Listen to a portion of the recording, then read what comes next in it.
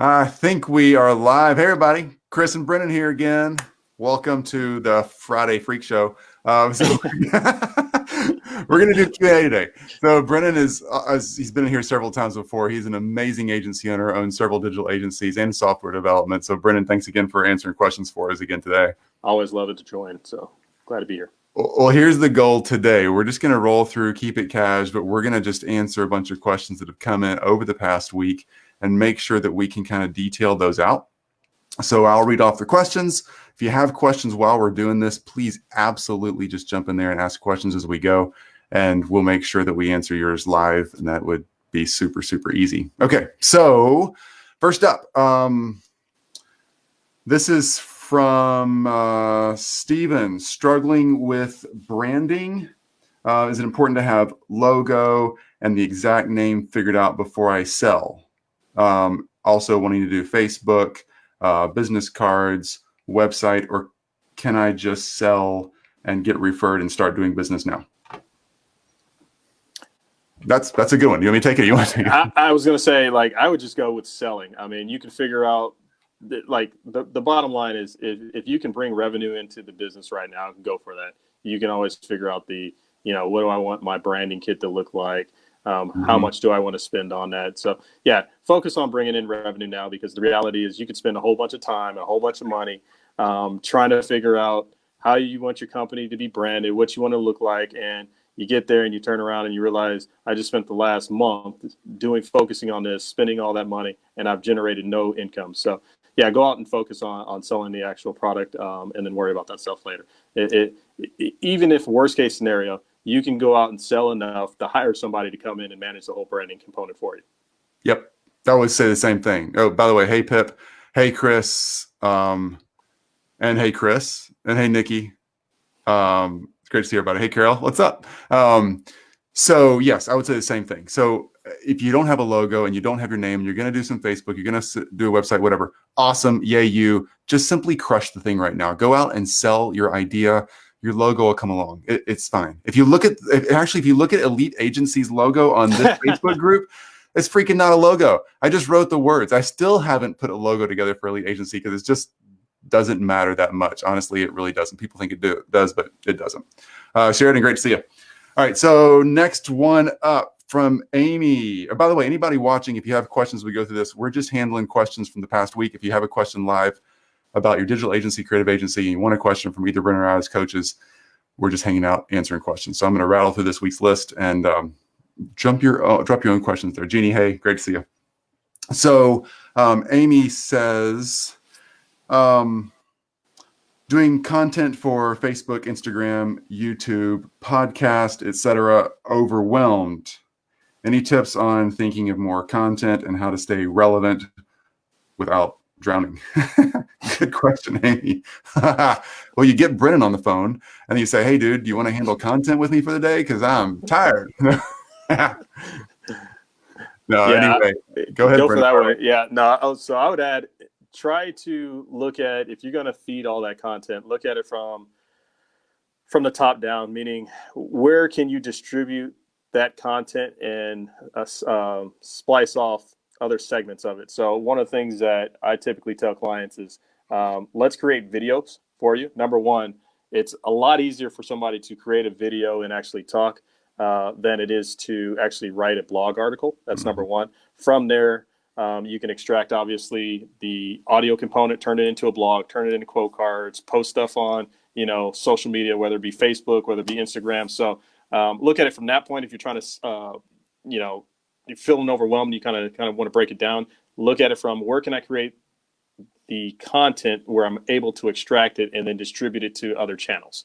That's one thing. And then I would actually focus on mapping out a game plan of what that is. So make sure you have like a calendar content or content calendar that you strategically set up. That way you have a game plan in place and then have enough content in your backlog to be able to say, okay, when I am feeling overwhelmed, maybe I'll take this week off, but I know we have, 4 or 5 different articles, videos, posts that I can have my team go out and distribute over the course of time. And you can use third-party social media tools. We personally use HubSpot to distribute our stuff, but there's, Hootsuite, a whole bunch of other ones that, you can put them set them up at the beginning of the month and distribute it. So that's just a couple ways to save some time. Hopefully that works for you. Yep. No, I totally say the same thing. In fact, StreamYard actually does that. I've not explored StreamYard yet. You can see I still got the StreamYard logo up there because this is the free version, I think. But you can like stream this thing to all those places at one time. Should be smart, right? I should be doing that right now.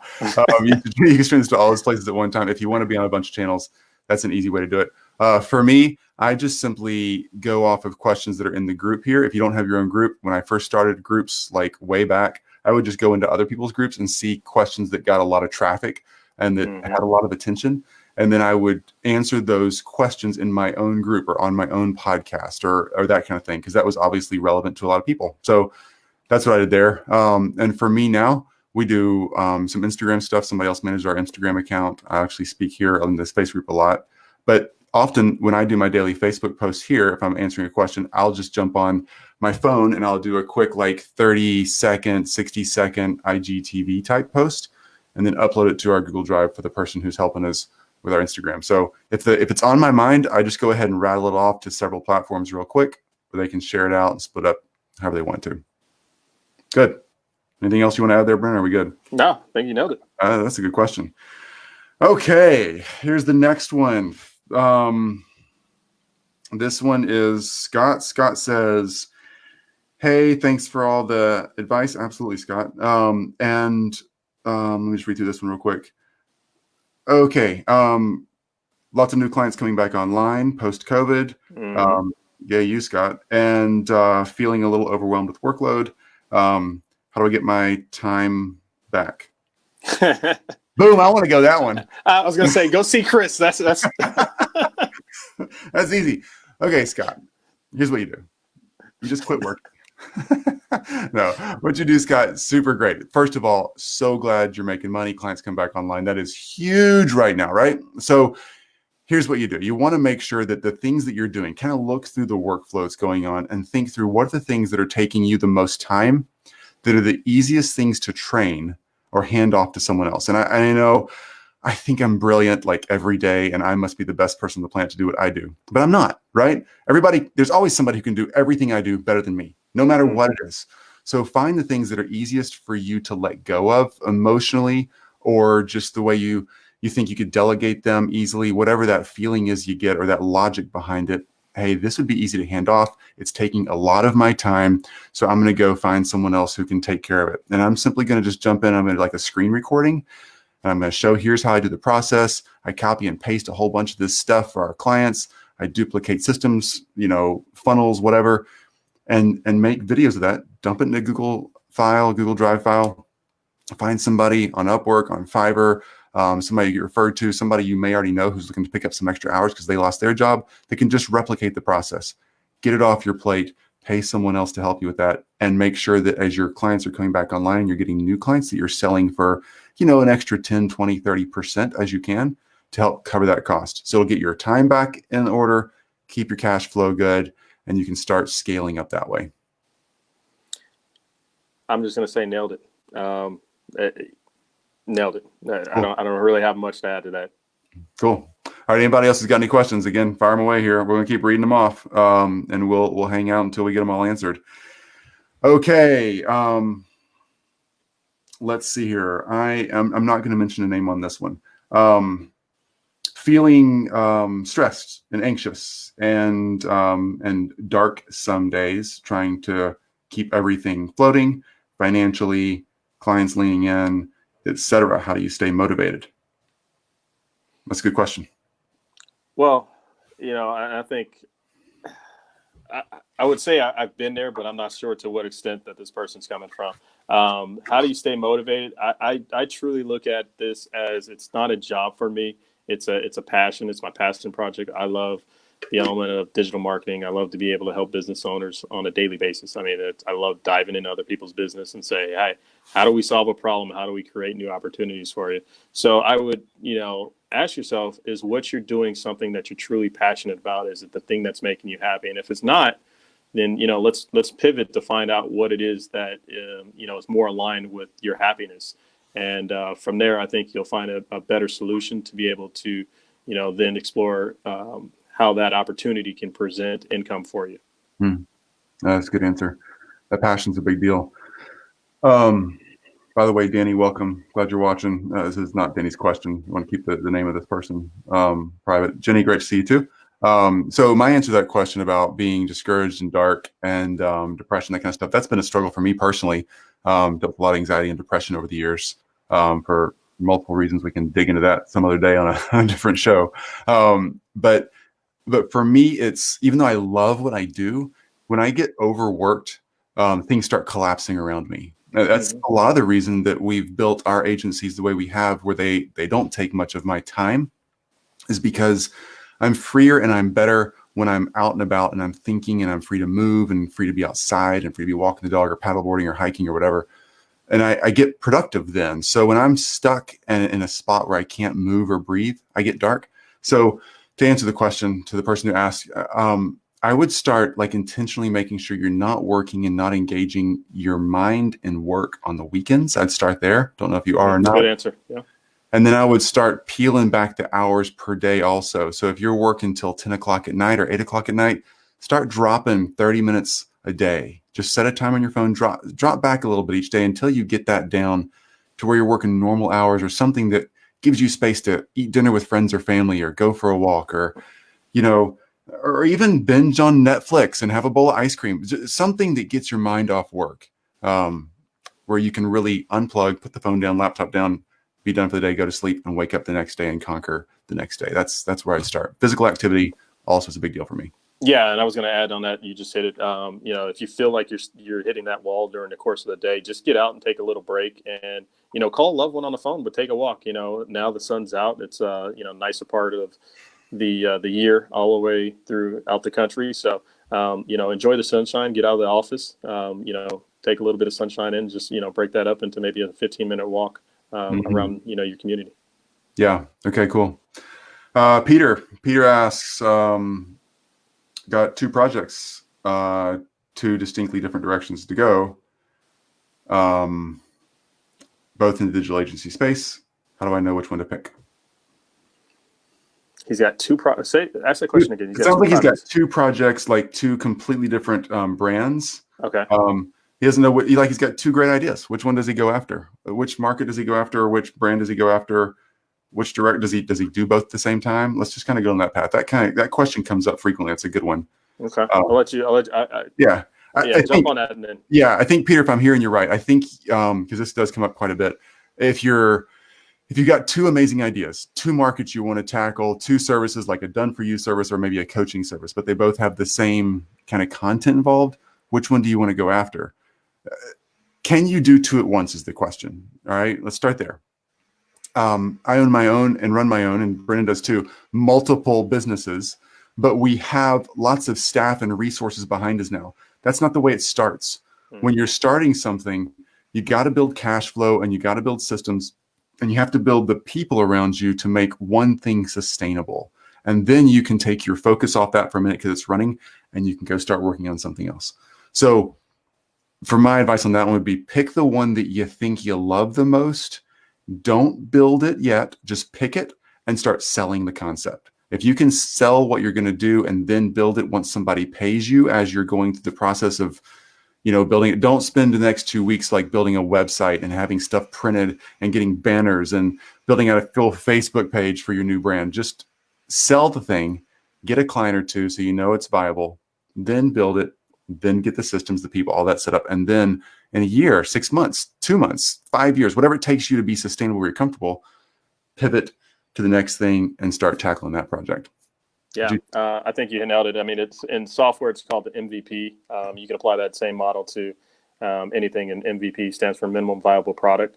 And, basically what you're trying to do there is exactly what Chris just hit on, is validate that there is a market for it, that you can go sell it, and then create, like, again, Chris is saying, create the systems around it.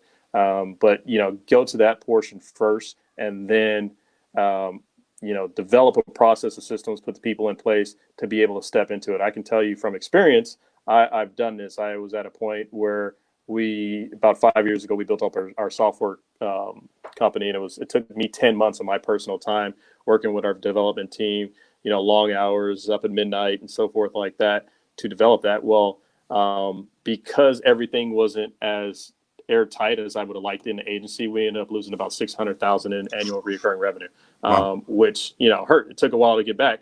And so, from that personal experience, what I did was I was able to build a better infrastructure going through that process and losing that revenue for the software company, to where when it was time to walk out of the software company, I could just literally hand it over to my partner and, I ended up spending about 4 hours a week on, managing stuff over there and focusing back on the agency. So the only reason that succeeded was because I had that same failure within the agency and realized that as I was going through the process. So just be sure that you have everything airtight over there when you decide to move on to that second project.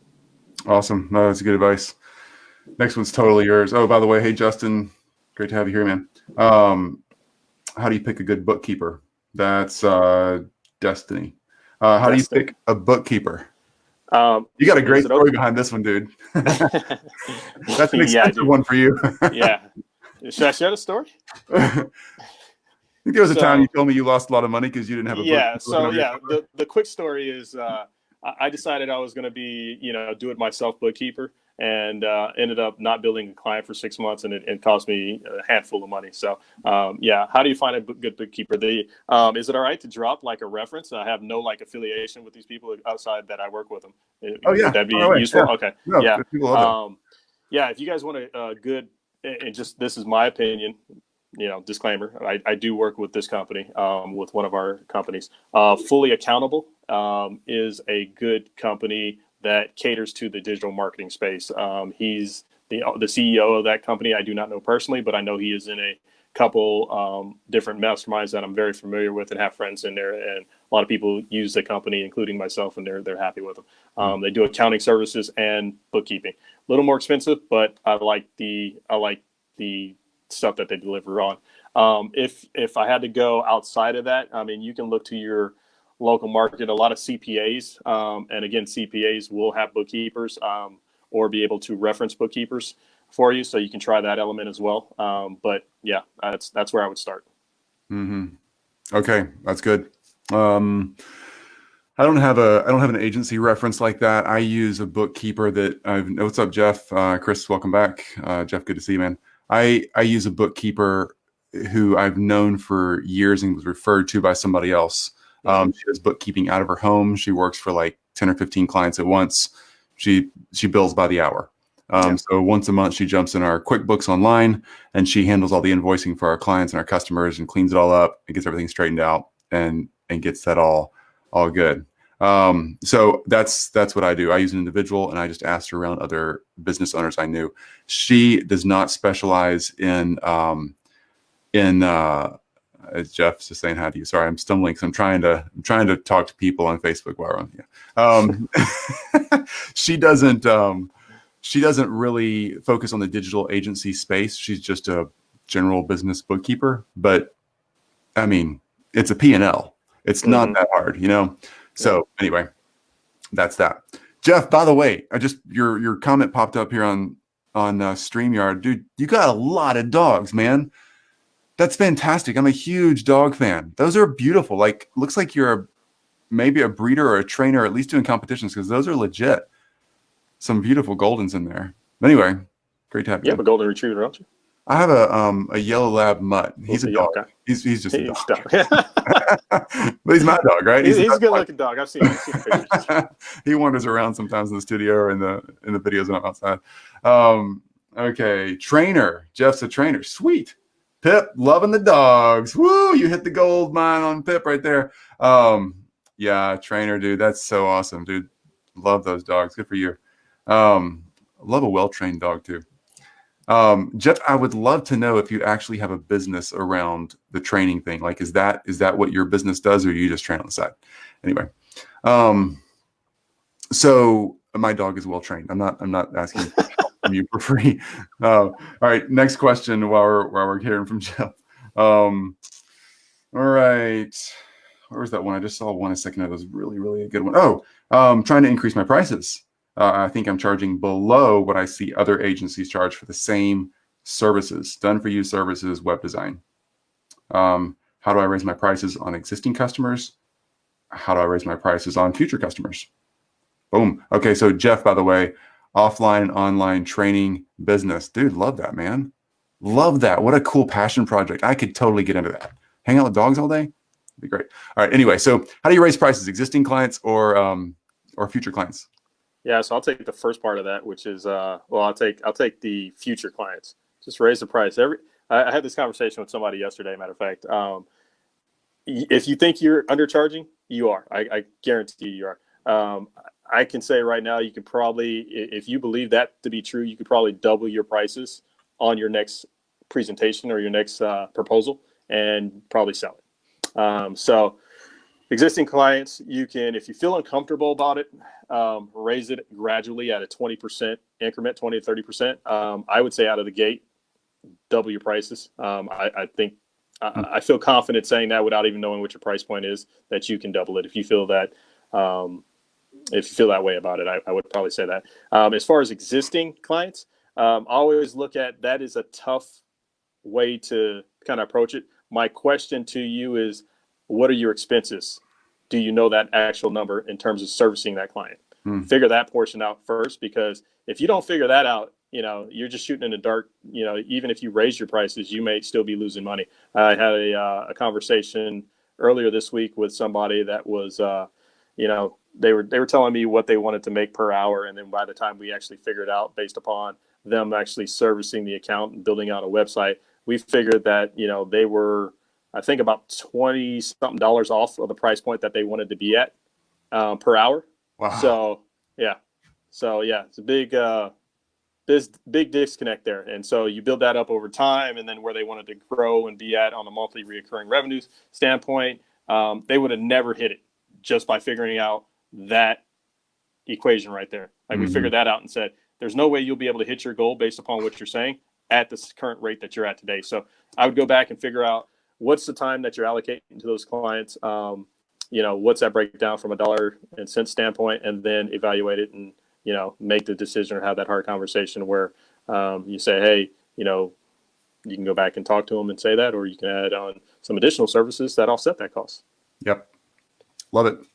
I'd say the same thing Bryn said about new clients. Just start raising your prices. I would raise your prices until you're losing 50% of the opportunities, assuming you don't raise 5% and lose half the gigs. But you got a lot of raising prices too. We do a lot of high ticket sales in our organization, and high ticket for us, high ticket's relative, right? So everybody's got their own high ticket mark. But for us, our average sale in our clientele is, we're between 80,000 and 160,000. So our average is somewhere in the 120, 130 range. But I know guys who sell at $1 million mark. I mean, there's so much space is the bottom line. Yeah. To raise your prices. It comes down to positioning. So you really got to make sure you've positioned yourself as the premium offer, and that the communication, the conversation, the way you've been referred, the way you've set up your entry into your organization, you're going to make sure that it's exclusive and looks really amazing. Not just your website, it looks amazing, but like the feel and the experience of coming to you is really one of those top-notch things. So yes, so much room to raise your prices. Just start doing it. It'll build confidence, and it'll make you a little more confident in making that pitch better once you're selling for more. Existing clients, yeah, it's tricky because they know you, and they know you at your lower price. So if you love them and you never want to lose them, try to gently raise prices. People realize that happens. If you go up 10% this year, no big deal. If you're going to go up 50%, you might lose some. If you can figure out a way to add value that doesn't take a lot of your time or resource, but makes it feel more valuable, and raise the price at the same time, it makes the client experience and that step up feel more comfortable, like they're getting something, even if it doesn't really cost you a lot to provide that extra value service, a little bonus in there somehow. Anyway. Let me add something on there real quick to the end of that, because one of the easiest ways to do this, if you're an agency, is create an education platform or an education channel or vehicle that you can deliver, right? That's only going to cost you one time to develop, but you can deliver and charge extra to your existing clients for that, right? That'll help offset that, and your fulfillment is, almost nil, but will help you incrementally increase the value of that customer. Yeah. Yep. That's really good. All right. I have one more question. If you have questions before we hang up, let us know. One more coming up. So fire away right here if you want one more. This one is from Fred. I like this. Okay. So bottom line here is as long. I'm just reading through. Fred wants to know from how do you hire and lead staff and keep them from leaving you? Been burnt a few times training someone, they leave in 2 weeks. International versus local, it sounds like. All virtual though. So how do you hire and lead staff so they won't leave you and they're going to kind of stay on that team? So you or me, buddy? Yeah. So, what's funny is this is not one of my areas of strength. I actually have an integrator that I've hired to essentially manage and handle the operations of the internal team. But I would say one of the things that was taught to me in that process was, having your core values representing what your company is about. How do you guys deliver an experience to your customers? And then again, going back to the internal culture, what the internal culture is, right? On top of that is you can probably do things that filter out, and I know we do it internally, to filter out the type of personality that you want working for. Now that may be personality profile tests that you have. It might be creating a funnel just on the application process. So I know for us, we send, depending on what area we're hiring for, we send people through certain tests, and right away, if somebody applies and they are sending automation saying, okay, hey, the next step in your application process is to do XYZ. If they don't want to do it, we don't want that person around. So, we eliminate those people right there that feel like hard work or the opportunity to be a part of our family is not worth the effort. And so we just eliminate that type of personality. So I would say a combination of all those is kind of what we do internally. Chris, I'd love to hear, some of the answers you have. Yeah. So for us, it comes down, and we actually went over this recently in the mastermind. For us, it comes down to what's the purpose of that staff member or team member? So is it, if you need to scale rapidly and you need to pick up like 5 new graphic designers because you got a huge project or a big client flow coming in, then you can do that with like Fiverr or Upwork or something like that. And those are kind of temporary folks that you don't need as much connection to. If you've got something where it's kind of a mid-range project where you're going to need somebody for 3 to 4 months, maybe longer, and you might want to keep them on long term, then we're going to go through typically like a staffing agency that's going to allow us to rent someone for like 2 or 3 hours a day. If they become a good culture fit, we keep them. If they don't, then the agency, the staffing agency, if that's international or local, the staffing agency then replaces them rapidly. The trick there is if they do get replaced, we need to have some SOPs in place. So we want to have those screen recordings, the written SOPs, whatever we can, so we can drop a new person in pretty rapidly. But our goal there is to find someone who's more sustainable. Third option, and I like this option the best, is where we are pretty much exclusively in our agency now, is we go after referrals, just like we do with new clients. Yeah, I want to know, Brennan, who do you know, man? I'm hiring somebody. In fact, well, didn't I just do that to you? Yeah, you reached out this week. Yeah. Yeah. We want to reach out and be like, who have you already interviewed? Who do you trust? Who do you know that's connected? We interviewed 3 amazing administrators a few months ago that were too closely connected to an existing person on our team. And we don't hire friends or family because it gets weird. And we want to be able to create honesty in our culture, and it doesn't foster honesty a lot. So those folks that didn't fit that grid, they were amazing people, but a little too close to one of our staff members. And so referrals work for us though. That way we can kind of get a peek under the hood, so to speak, about character and work ethic and the things that are going to make them a great team member. Then sustaining that, we do really honest and kind conversations at the 30-day mark. So they join our team, we get them trained up. Obviously they're spending a lot of time with us and our executive staff, early on getting trained. The 30-day mark, we do a mock review. So we actually test them and say, how are you doing? Here's how your score would be from a 6-month review standpoint. This is just pretend, 30 days in, keep it up, maybe tweak a few things, let them know it's coming. We do the same thing at 90 days. And then we start the real deal at the 6-month mark, and then every 6 months after that. So we have lots of good conversation early on. It kind of helps build the culture and the accountability and how we're going to relate. Anyway, that's how we do it. That's a good question. Yeah, real good question. Chris Collier has a question right there. I'm enjoying this. What do we have to do to continue this live? Well, we're going to drop a payment link down here, Chris. No, man, just ask questions. We absolutely love that's what this Facebook group is all about. We just want to add value and bring us all together. We're all in this thing together. Doesn't matter where you are, what level you're at in your agency. If you're just getting things rolling and you got a staff member or a VA, or if you've got like 20 or 30 people on your team and you're producing a couple million a year, we got all ranges in here. But bottom line is, you're going to be surprised. The person who's got, a year or two under their belt is asking questions about, now, do I really want to approach that market, or is this the right product or service to offer? The people who are making $10 million a year in their agency are still saying, is this how I want to approach that market? And is the right offer? It's the same stuff. So we're all listening together. All the questions are relevant. Thanks, Chris Collier, for hanging out, dude. That's great. Breynan, anything else? You good? Just happy to be here, man. Happy to be here. Wish the restaurants were open. Want to get on an airplane. Want to travel to France. Want to sit on a beach. Yeah, that's what I'm feeling about. It'll happen soon enough, right? At some point. Yeah. Everybody stay safe out there. You'll have a good weekend, but really everybody stay safe. Super glad you're in this group. But hey, turn it off this weekend. Get some rest. If you're allowed to go outside and hang out where you are in the world, do that. Take advantage of some sunshine or some rain. Just go for a walk. Be active. Pick your favorite 80s movie and watch it. Call a friend. I don't know about 80s movies, but okay. All right, something on Netflix. There you go. All right, Breynan, man, thanks for hanging out, bud. Great to see you. Always, man. Always. Thanks, everybody.